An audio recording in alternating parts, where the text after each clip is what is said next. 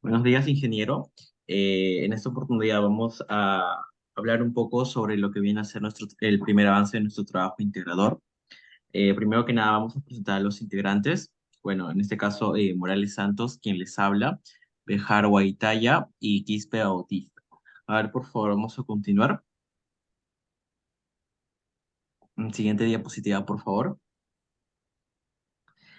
Bueno, en esta parte, bueno, les estamos mostrando lo que viene a ser el índice, en este caso, de los capítulos de lo que vamos a hablar, ¿no? Tenemos el capítulo 1 hasta el capítulo 6, el cual cada punto lo vamos a estar exponiendo. A ver, siguiente diapositiva. Ahora, dentro del capítulo 1 vamos a hablar lo que viene a ser la descripción detallada de las 5 generaciones en la era electrónica de las computadoras. Ahora, en este caso, mi compañero Alex va a continuar con respecto al capítulo 1.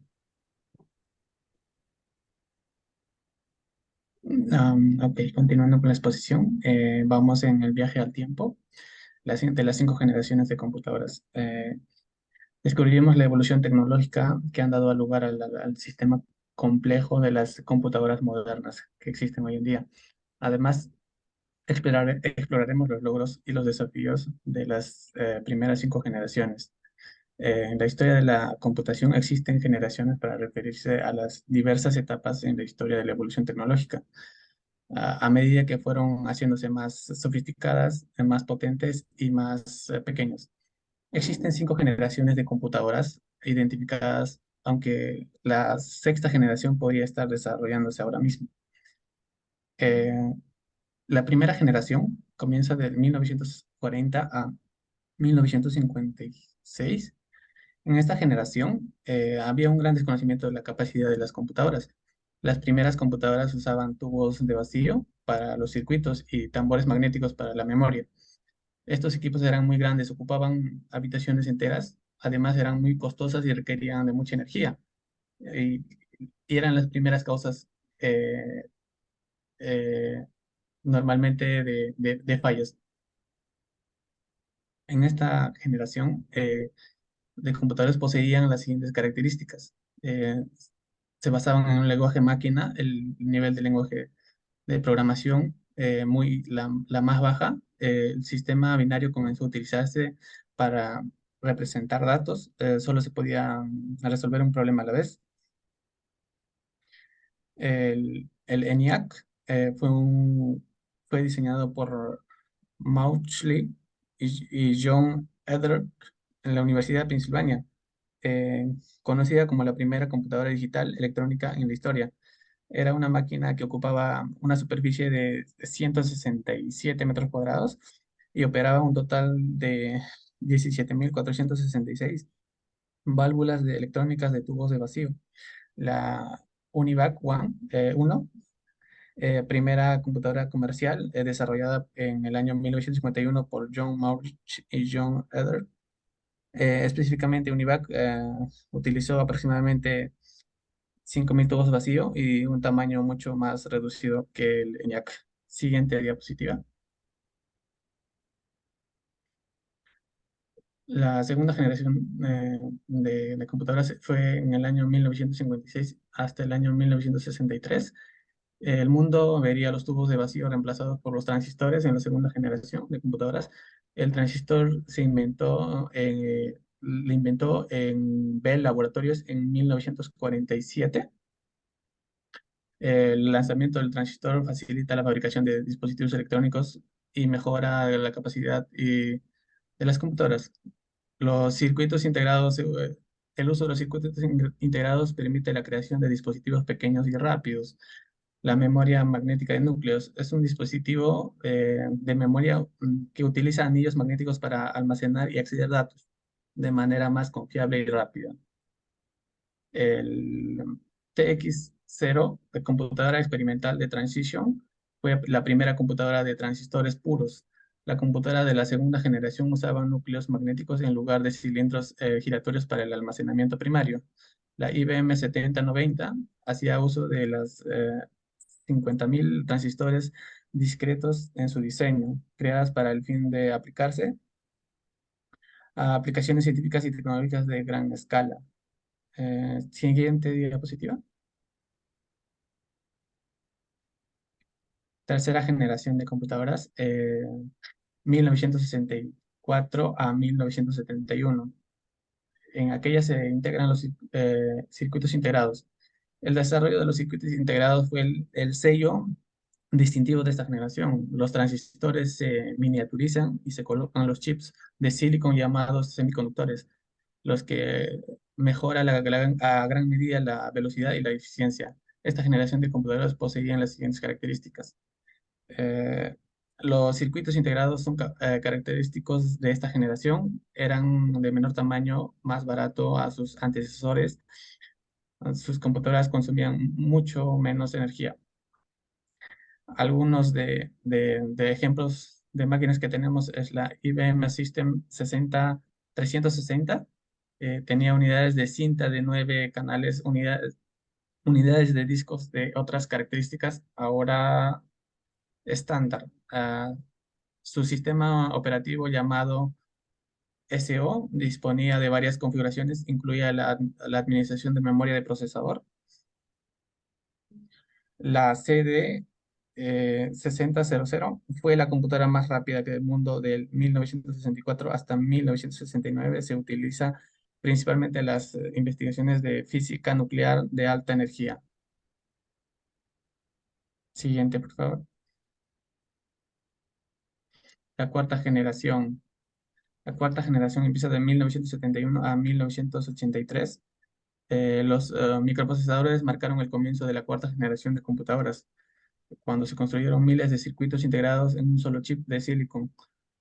Lo que la primera generación ocupaba habitaciones enteras, ahora podía caber en la mano, ¿no? El chip de 4004 de Intel, diseñado en 1971, puso todo desde la unidad central de procesamiento y la memoria hasta control de entrada y salida de un solo chip. Algunos ejemplos tenemos del Apple II, microprocesador 6002 de MOS Technology, el sistema operativo Apple DO2, 4 bits de RAM, y el otro es la IBM PC, microprocesador Intel D8088, sistema operativo IBM PC DO2, PCM 86, memoria ROM de 8 kilowatts para el firmware, un puerto para conectar a unidad de cassette. Siguiente diapositiva. La quinta generación, en 1971 hasta la actualidad. Los dispositivos informáticos de quinta generación basados en inteligencia artificial están en pleno desarrollo, aunque actualmente se utilizan algunas aplicaciones como el reconocimiento de voz o como el chat GPT. El procesamiento paralelo de los usos de superconductores ayudan a hacer realidad la inteligencia artificial. La computación cuántica y la tecnología molecular cambian fundamentalmente la cara de la computación en los próximos años.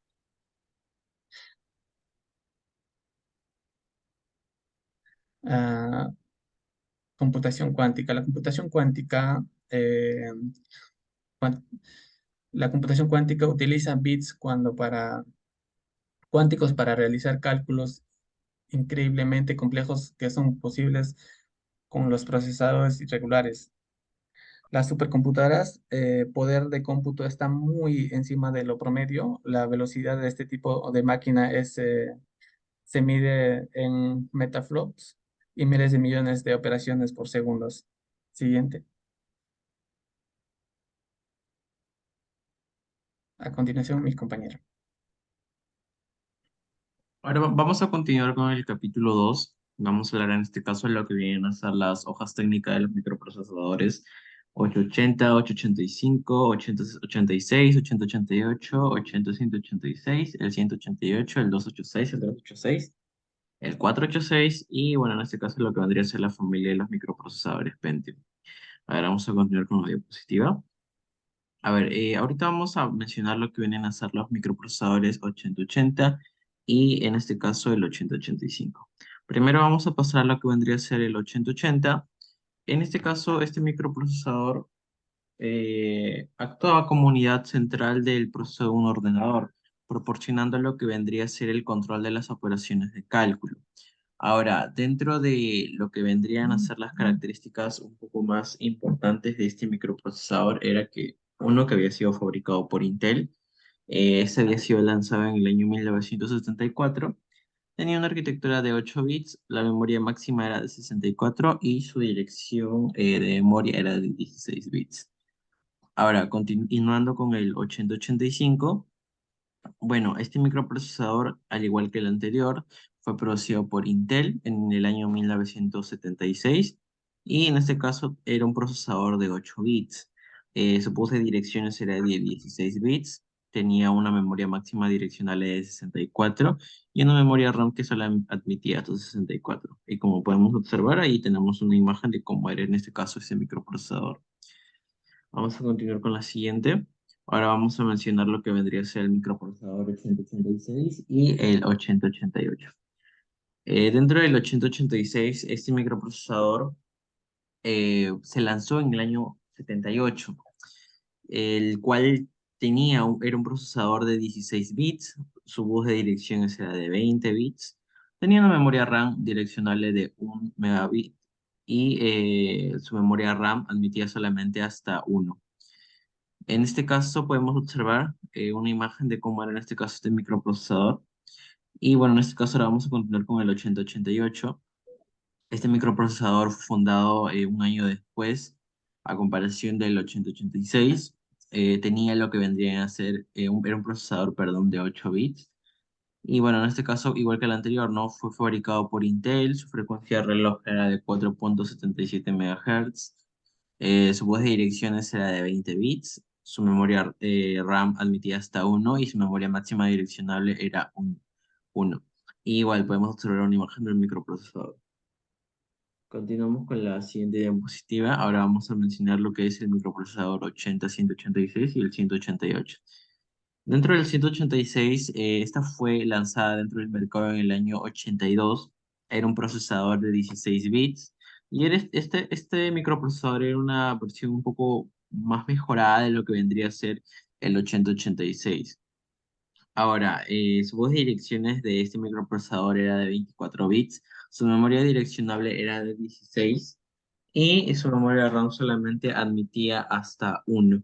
Y al igual podemos observar una imagen de cómo era el microprocesador. Ahora vamos a pasar al 80-188. Este microprocesador en sí era una versión mejorada, ¿no? De lo que vendría a ser el anterior microprocesador 88 que ya hablamos anteriormente, con un bus de datos que tenía de 16 bits y en este caso era compatible, ¿no? Con lo que vendría a ser el 8086 y el 8088. Su frecuencia de reloj era de 6 MHz y de 6 MHz, perdón, a 20 MHz. Su bus de direcciones era de 24 bits, su memoria máxima direccionable era de 16 megabytes y su memoria RAM admitía hasta 1 megabyte. Y podemos observar una imagen en este caso del microprocesador. Vamos a continuar con la siguiente diapositiva. Ahora vamos a hablar del microprocesador 8286 y el 8386. En este caso, en el 8286, este procesador tenía lo que viene a ser 16 bits. Este fue lanzado en el año 1982 y era una versión mejorada de los microprocesadores 8086 y el 80186. Su voz de direcciones de este microprocesador era de 24 bits, tenía una memoria máxima direccional de 16 megabits y su memoria RAM admitía hasta 16 megabytes. Y podemos observar una imagen del microprocesador 8286. Ahora pasando al 8386, este fue lanzado en el año 1985, 3 años después del 286, y era una versión mejorada, en este caso, del 286, ¿no? Y bueno, en este caso, este microprocesador tenía un procesador de 32 bits. Su frecuencia de reloj era de 16 MHz a 40. Su voz de datos era, perdón, su voz de direcciones era de 32 bits. Su memoria máxima direccionable era de 4 gigas y su memoria RAM solamente admitía hasta 4 gigas. Y podemos ver una imagen de cómo era dicho microprocesador. Ya, ahora vamos a pasar al microprocesador 8486 y por último la familia de microprocesador Pentium. Ahora, dentro del 8486, esta fue lanzada en el año 1989 y era una versión mejorada del 8386. y este era un procesador de 32 bits. Su bus de direcciones era de igual manera, 32 bits. Tenía una memoria máxima direccional de 4 gigabytes y una memoria RAM que admitía hasta 64. Y podemos observar cómo era este dicho microprocesador. Ahora vamos a pasar ya por último a lo que viene a ser la familia de microprocesador Pentium. Dentro de esta familia tenía varios modelos con diferentes características, pero en este caso vamos a mencionar lo que vienen a ser las características generales en sí de la familia. Bueno, en este caso su frecuencia de reloj era de 60 MHz a 4,3 GHz y tenía un bus de datos de 64 bits. Su bus de direcciones era de 32 bits, su memoria RAM direccional era de 4 gigabytes y la memoria RAM admitía hasta 64. Y podemos ver una imagen de cómo era en este caso el microprocesador. Ahora continuamos. Vamos a hablar un poco más en este caso de la familia de microprocesador Pentium. En este caso hemos escogido tres modelos. En este caso tenemos al Intel Pentium Pro, al Intel Pentium 2 y al Intel Pentium 3.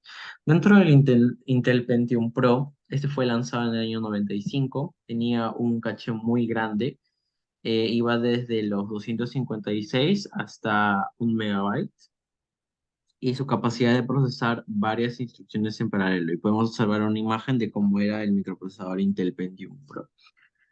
Ahora, pasando a lo que viene a ser el Intel Pentium 2, este fue lanzado en el año 1997, 2 años después de haber sido lanzado el Intel Pentium Pro.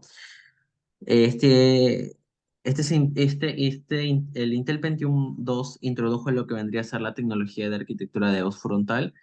Y bueno, en este caso fue el primer procesador en utilizar lo que viene a ser la tecnología de fabricación de 0,25 micros. Vamos a observar una imagen de cómo era en este caso el Intel Pentium 2. Ahora por último vamos a hablar del Intel Pentium 3. Fue lanzado igual 2 años después de haber sido lanzado el Intel Pentium 2 y fue fabricado con tecnología de 0,18 micros, a comparación del Intel Pentium 2 que fue con 0,25. Y bueno, en este caso tenía un caché de nivel 2 más grande, desde 256 kilobytes hasta 512 kilobytes. Y bueno, podemos observar una imagen de cómo era el Intel Pentium 3. Ahora vamos a continuar.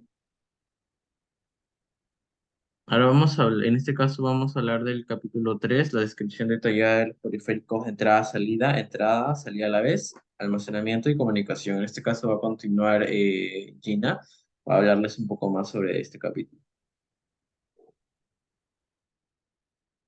Bueno, en cuanto a los periféricos, tenemos lo que son los periféricos de entrada, que son dispositivos que permiten introducir información o datos a un sistema.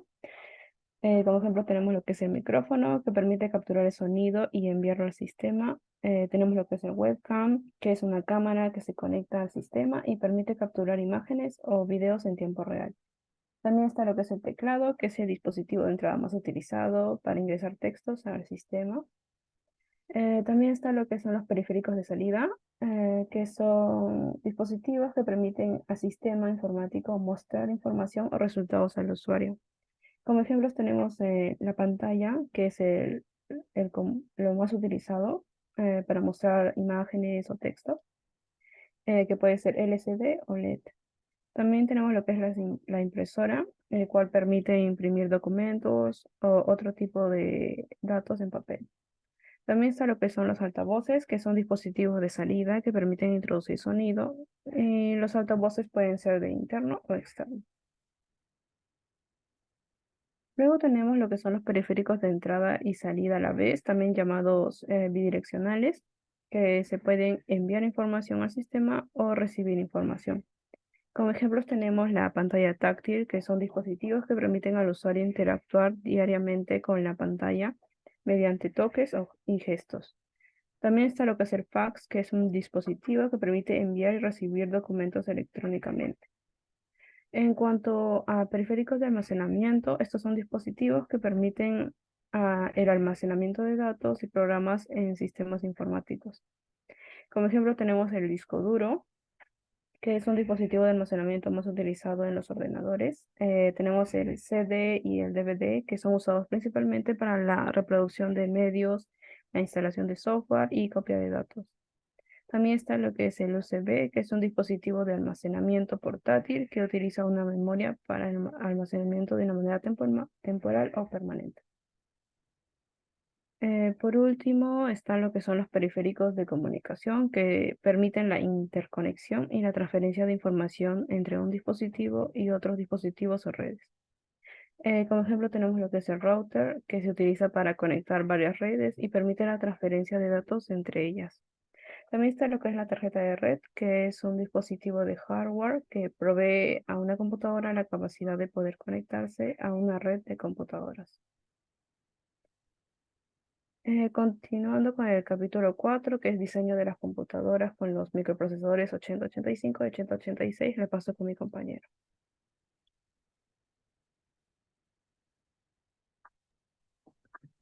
Ya, a ver, vamos a pasar en este caso a lo que viene a ser el microprocesador 8085. Este, este es un procesador de 8 bits que fue producido por Intel en la década de 1970. Aunque este era un poco antiguo, habían computadoras que aún lo utilizaban, ¿no? Como por ejemplo tenemos el Altair 8800, el Cromenco Z2, el IMSEI 8080. Dentro de estas tres, esas tres como tal no usaban en sí el 8085, sino usaban el 8080, que era un poco similar al 8085.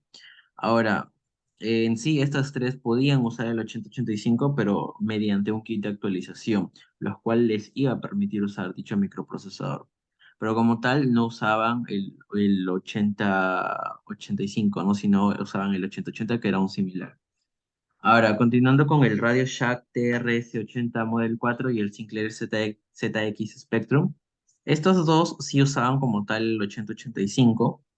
Lo único que las diferenciaba en este caso era que el Radio Shack usaba el microprocesador, lo usaba como un coprocesador matemático, y el Sinclair ZX Spectrum lo usaba como procesador principal. Ahora vamos a continuar en este caso con el microprocesador 8086. Por favor, la siguiente diapositiva.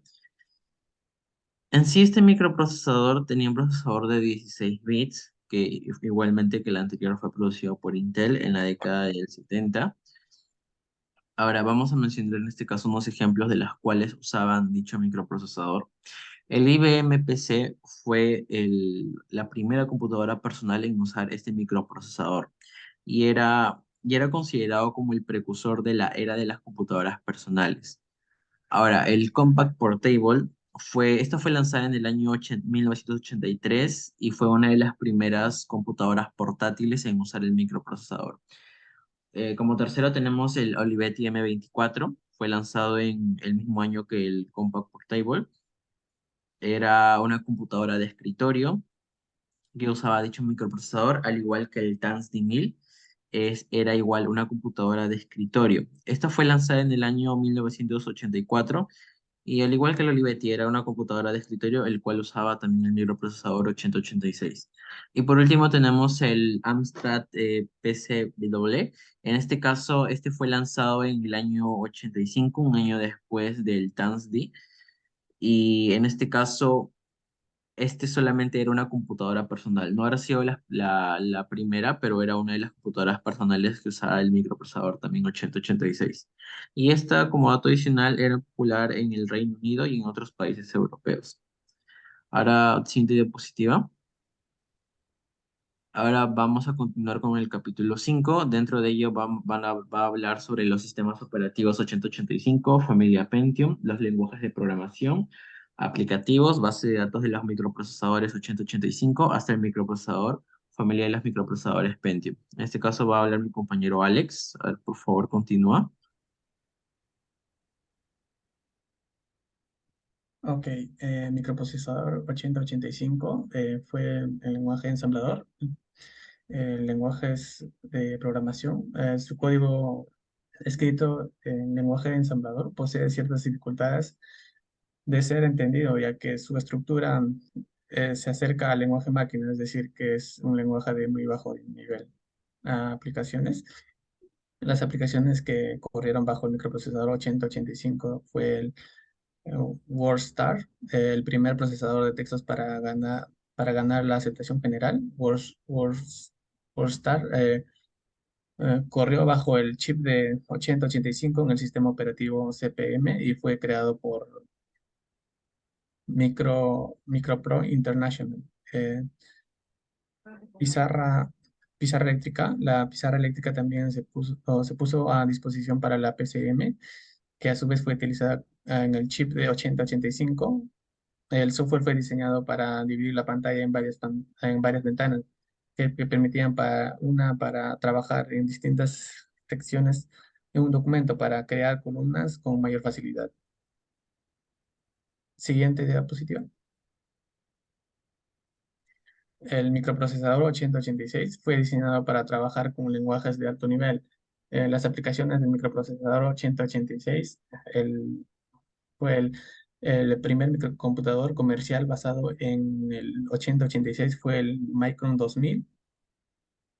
El procesador de textos IBM DisplayTer, el One Professional Computer manufacturado por One Laboratories, el primer compact desktop usaba 8086 corriendo a 7.14 megahercios, pero fue capaz de correr en tarjetas de expansión designada para la IBM XT de 4.77 megahercios. Sí, siguiente diapositiva. El microprocesador 8436 usaba un lenguaje ensamblador, bus de datos de 32 bits y bus de direcciones de 32 bits. Microprocesador 8186, lenguaje ensamblador, trabaja con bus de datos interno de 16 bits y un bus de datos externo de 16 bits. Eh, Pentium, lenguaje ensamblador, mejor manejo de aplicaciones multimedia. La anchura de bus de datos era de 64 bits. Pentium Pro, programación en lenguaje ensamblador y se usó en servidores y programas y aplicaciones para estación de trabajo en redes. Impulsaron rápidamente su integración en las computadoras. Trabaja con un bus de datos de 64 bits. Pentium 2, lenguaje ensamblador, permite el alto rendimiento en aplicaciones de medios de comunicación. Bus de datos era de 64 bits. El Pentium 3, lenguaje ensamblador, aplicaciones multimedia con muchos datos. Desempeño de aplicaciones de reconocimiento de voz. El bus de datos era de 64 bits. El Pentium 4, lenguaje ensamblador, aplicaciones optimizadas, tiene un bus de datos de 64 bits y un bus de direcciones de 32 bits. Siguiente diapositiva. Bueno, en cuanto al capítulo 6 tenemos lo que son los emuladores y simuladores de los microprocesadores 8080 hasta la familia de los microprocesadores Pentium. En cuanto a la definición de un emulador es un software que permite ejecutar programas o videojuegos en plataformas diferentes a aquella para la cual fueron escritos originalmente. Como ejemplo tenemos lo que es el emulador de consola de videojuegos Visual Boy Advance. En cuanto a la definición de simulador, es un aparato o software que permite la reproducción de un sistema, logrando que sea lo más real posible. Como ejemplo tenemos lo que es el simulador de vuelo. Acá tenemos un cuadro comparativo con las diferencias de lo que en puntos de simulador y emulador. En cuanto al propósito, el simulador tiene como objetivo moldear un sistema y predecir su comportamiento en diversas situaciones. El emulador, por su parte, permite que un sistema opere en otro sistema. En cuanto al tipo de sistema, el simulador utiliza sistemas actuales y futuros. Por su parte, el emulador se utiliza principalmente para software o sistemas de hardware antiguos. En cuanto al campo de aplicación, el simulador se usa en la ingeniería, la física, la medicina, la aviación y la industria militar. El emulador, por su parte, en la informática y videojuegos. En cuanto a ejemplos, en cuanto al simulador tenemos lo que es el simulador de auto, de vuelo o de aviones, el simulador de trenes. En cuanto a emulador, tenemos lo que son los emuladores de consola de videojuegos, es el Visual Boy Advance, el SNS 9X. En emuladores de sistemas operativos tenemos el BlueStack. emulador de Android para Windows.